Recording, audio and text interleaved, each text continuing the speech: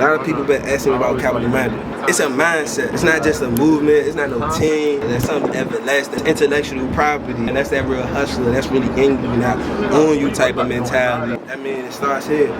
As me getting older and me learning and understanding this, the mindset that separate those who have and have-nots. We changing everybody's mindset, and it's cool being boss. It's cool to learn and pick up a book. It's cool to put your people on and make money with those around. Capital minded, man. Group economics all the way. Hey, winning, winning, winning, winning, winning, winning, winning, winning, winning, winning, winning, winning, winning. What's up, dog? What's up? What's going on? How you doing?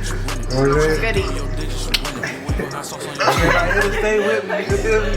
Winning, winning, winning, winning, winning, winning, winning, winning, winning. Everybody just call. It's like we lit. 300 people signing in tonight. Watch how this nigga get started. Winning. I put hot sauce on my chicken. I'm winning. I'm from the trench.